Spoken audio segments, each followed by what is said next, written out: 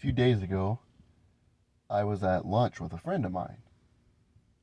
As we were sitting at the table, I saw him frantically looking at his phone. Puzzled, I asked him what he was looking at. He responded he was looking at the update on a news story. He asked me a little bit about it, and I didn't even know what he was referring to. He was perplexed and he responded, "You don't watch the news?" And I responded, "Why? What's the purpose of watching the news?" Most news stories are completely and utterly pointless to your life. Don't misunderstand me. If I could wave a magic wand, end the carjacking, end the murders, end the shootings, the volcano eruptions, the natural disasters, the diseases, I would. But how does me knowing about them change them in any particular way? On the same token, if I were to pass away, why should anybody who doesn't know me even care or even notice? There are certain circumstances when the news is important. If there's a hurricane about to hit my house, I want to know about that. If it's going to rain and I plan a hike, I like to know about that. During the last thing that happened, I wanted to know about what places were open, what the mandates were, and things like that. It was important information. But 99.999% of national news is just pointless. It has no impact on your life whatsoever. Especially everything that goes on when it comes to the government. Your local officials actually have more impact on your life than the president does. Yet we spend more time critiquing and dotting the I's and crossing the T's of the president than we do our own local officials. Our local officials in my small town USA decided to raise the property tax so they could build a community center. They also wanted to make it illegal to have multiple vehicles on someone's property. That had more impact on my individual life than what the president does or doesn't do. This is how the news cycle typically operates. In the morning, you hear the announcer. "Good morning, San Francisco. Today there was a shooting. The lady had her organs hanging out. She was mauled, she was kicked in the head, and she bled all down the highway. Now here's John with sports." It's like they tell you good morning, and then they proceed to tell you all the bad things that happened last night to not make your morning good. Good morning, and then proceed to give you all the reasons why you shouldn't feel good. Then you look out your window, you hear all these things on the news, you hear, "Crime is skyrocketing. We're in a economic depression. We have divisions of race, blah, blah, blah, blah, blah." You look outside and it's like, you just hear the crickets chirping or the birds. You go to the grocery store, nothing happens. Yet you're supposed to believe all this bad stuff is going to happen to you. The question, though, that I always have is what's the purpose of the news?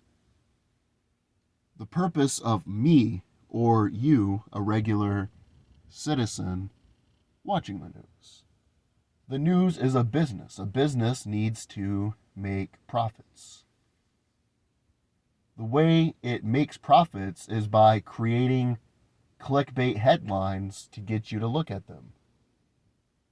Instead of saying, this current president is bad, you say, wow, this president is the worst ever in U.S. history, ! And here's why. And people are going to click on it.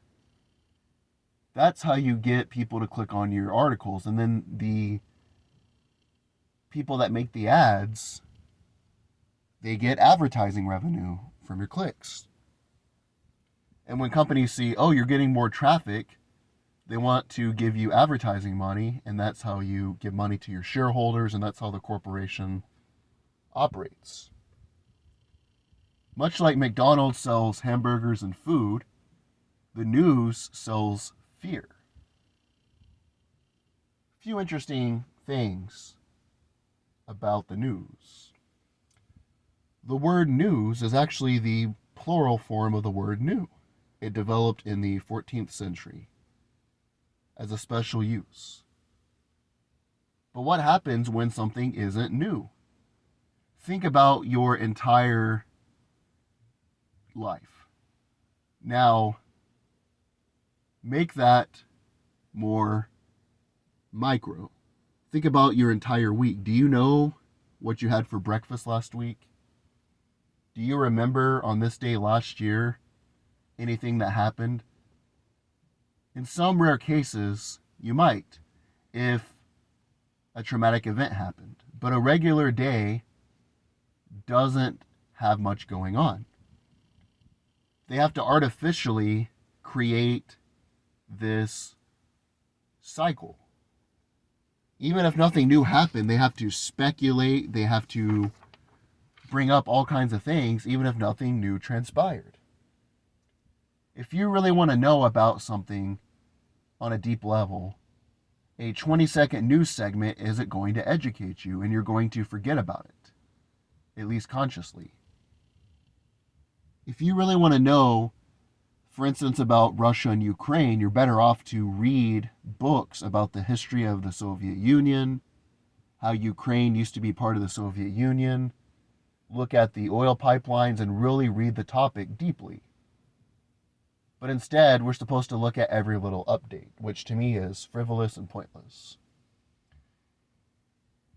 But before we had ways to distribute the written word, the primary way people got news is from the spoken word. You used to have messengers. And that's where the term "don't shoot the messenger" came from. This kingdom is going to declare war on this kingdom. They would ride to speak to them directly.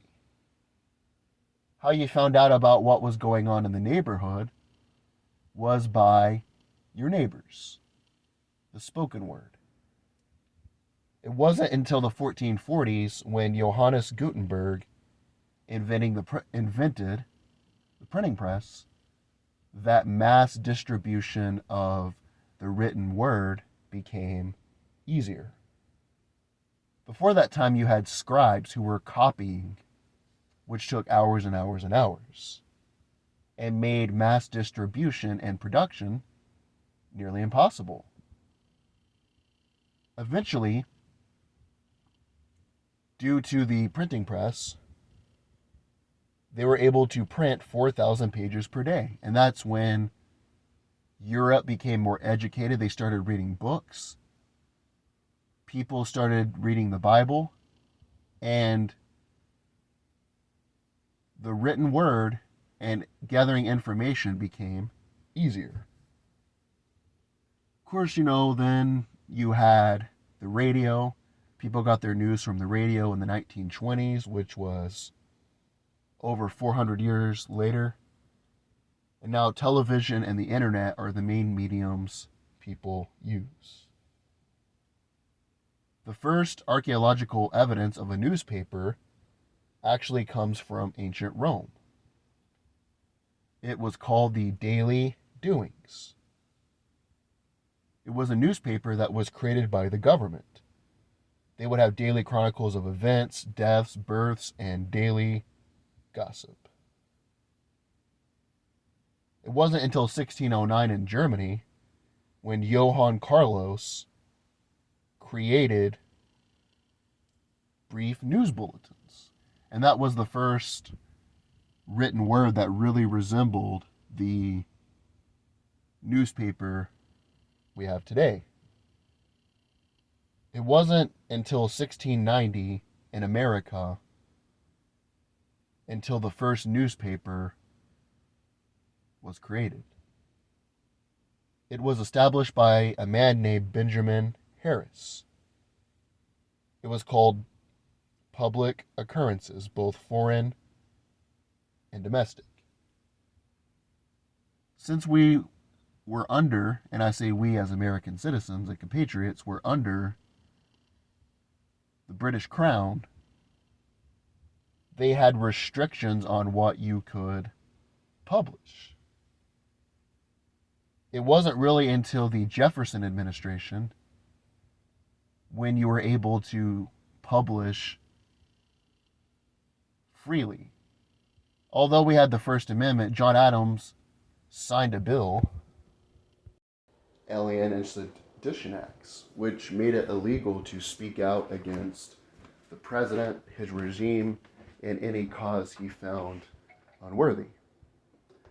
When Jefferson took over, one of the first acts that he did was that he repealed the Alien and Sedition Acts. And the newspapers in America were free under the First Amendment of the Constitution to publish whatever it was, even if they wanted to criticize the administration. One thing I will say is that the idea of the 24-hour news cycle is a relatively new phenomenon. It really started during the mid-90s in 94 and 95 during the O.J. Simpson murder case.